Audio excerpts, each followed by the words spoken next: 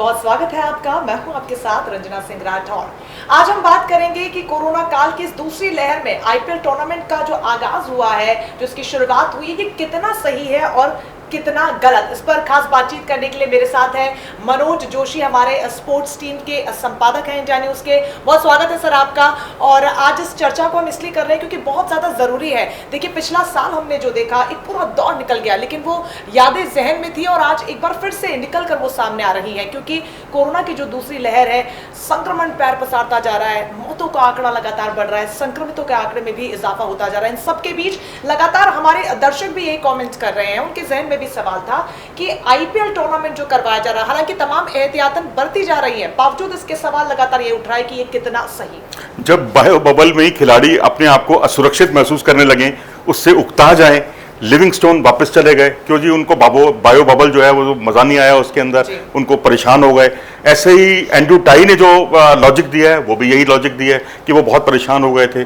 असल बात यह है कि जो विदेशी खिलाड़ी है ना, खास तौर पर ऑस्ट्रेलिया में अगर आप बात करें तो वहाँ ऑस्ट्रेलिया सरकार ने कोई बड़ा फैसला लिया है कि वहाँ सीमाएं बंद कर दी जाएंगी जो भारत से आएगा, भारत से पैसेंजर्स आएंगे। एक दो दिन की छूट जरूर दी गई है, लेकिन अब ऐसी परिस्थितियों में आईपीएल का आयोजन जहाँ विदेशी खिलाड़ी सुरक्षित नहीं है, आपके अपने खिलाड़ी सुरक्षित नहीं है, आर अश्विन उसमें से हट गए हैं, तो ऐसी स्थिति में मैं समझता हूँ जहाँ एक शादी का आयोजन हो रहा है और दूल्हा ही खुश नहीं है, तो फिर उसकी शादी करने का कोई मतलब नहीं है। लगातार सवाल मनोज जी इसलिए भी उठ रहे थे क्योंकि पिछले साल हमने देखा कि टूर्नामेंट को आउट ऑफ कंट्री ऑर्गेनाइज करवाया गया था, यूएई में हुआ था। इस बार क्यों नहीं ऐसा कोई बड़ा फैसला लिया गया? हालांकि दर्शकों को एक बार फिर से स्टेडियम से दूर रखा गया, लेकिन क्या लगता है, क्या उतना ही काफी था?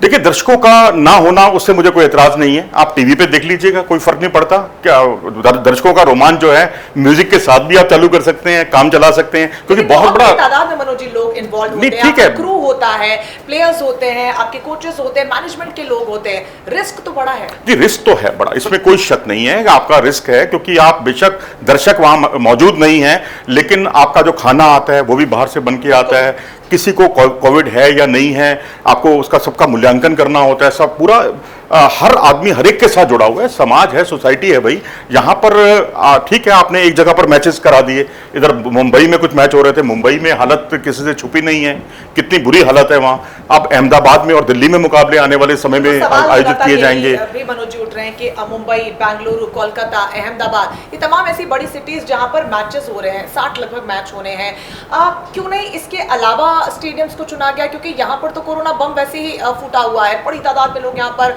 कोरोना संक्रमित हो रहे हैं, बावजूद इसके यही वो सिलेक्टेड स्टेडियम्स, उसको लेकर भी कहीं ना कहीं जो डिसीजन है यहाँ पर वो सवालों के कटघरे में है। एट द सेम टाइम जिस तरीके से लगातार बायो बबल को लेकर भी सवाल उठ रहे हैं, उसकी सुरक्षा पर भी सवाल उठ रहे हैं, क्या लगता है कि क्योंकि 30 मई को यहाँ पर फैलाने होना है टूर्नामेंट का? जी बिल्कुल, अगर आप देखेंगे ना, रिपोर्ट्स भी लगातार मनोज जी सामने आ रही, दर्शकों को भी बता दूं कि मिड मई में अब पीक आएगा, अभी तक तो कुछ भी नहीं था। कोरोना की जो दूसरी लहर है, सेकंड वेव का पीक जो है वो मिड मई में आने वाला है। ऐसे में कितना ज्यादा डेंजरस? देखो जी, खतरा तो आ ही गया है, जहां पर 24 घंटे में 3 लाख प्लस केस एक दिन नहीं, 2 दिन नहीं, लगातार आ रहे हैं। पूरी दुनिया में इतना भयावह स्थिति नहीं है जितनी कि भारत में है। ऐसे समय में ये सवाल उठना बहुत लाजमी है कि क्या खेल, एंटरटेनमेंट इस समय रोक नहीं देना चाहिए? पीएसएल भी तो रोक दिया गया था ना, वहां तो इतनी भयावह स्थिति नहीं थी पाकिस्तान सुपर लीग में। क्या कुछ है मनोज जी, अब यहाँ से बीच में क्या टूर्नामेंट रोका जा सकता है? क्या बुराई है? जब स्थितियां अनुकूल हो जाएं, क्रिकेट खेलने के अनुकूल हो जाएं, तो आप उसका बाकी का हिस्सा तब आप आयोजित कर दें, जिससे खिलाड़ियों का भी नुकसान ना हो, आर्थिक रूप से कोई नुकसान ना हो। अभिनव बिंद्रा, जिन्होंने जो ओलंपिक के गोल्ड मेडलिस्ट हैं 2008 के, उन्होंने बहुत अच्छी बात कही है।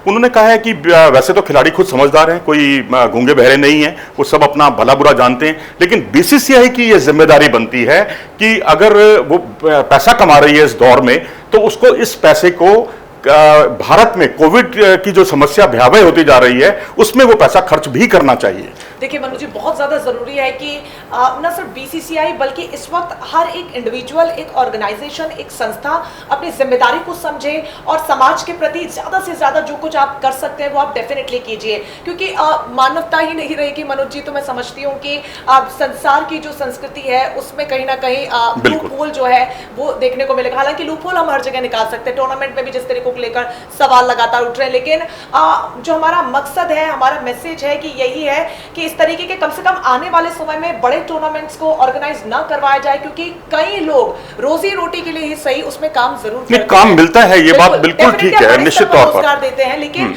अपनी जान से ज्यादा रिस्क और कुछ नहीं हो सकता, क्योंकि जान है तो जहान है। बहुत शुक्रिया चर्चा का हिस्सा बनने के लिए मनोज जी, और दर्शकों से भी लगातार यही अपील करूंगी कि बहुत ज्यादा जरूरी ना हो तो अपने घरों पर ही ठहरें, घरों से बाहर न निकले, क्योंकि आपके घर में रुकने से जो लोग घर से बाहर जाते हैं, फिर चाहे वो स्वास्थ्य कर्मी हो, जब थोड़ी सी तबियत आपकी खराब होती है तुरंत दौड़कर आप उनके पास जाते हैं, पुलिस कर्मी हो, हर मदद की गुहार के लिए आप जाते हैं, या फिर हम जैसे मीडिया कर्मी ही क्यों ना हो, आपको कोई भी अपडेट चाहिए होता है तुरंत न्यूज़पेपर या फिर टीवी चैनल को आप ऑन करते, तो हमारी सुरक्षा को भी ध्यान में रखते हुए आपको घरों में ठहरना है। ऐसे में स्वस्थ रहिए, खुश रहिए और हंसते रहिए। इसी के साथ आज की इस चर्चा में बस इतना ही, फिर मुलाकात होगी एक और खास वीडियो के साथ। और अगर आपको ये चर्चा पसंद आई है और आपके व्यूज क्या कुछ इस पर है, आप कमेंट्स के जरिए हमें बता सकते हैं। वीडियो को लाइक कीजिए और हाँ, हमारे चैनल को सब्सक्राइब करना ना भूलें।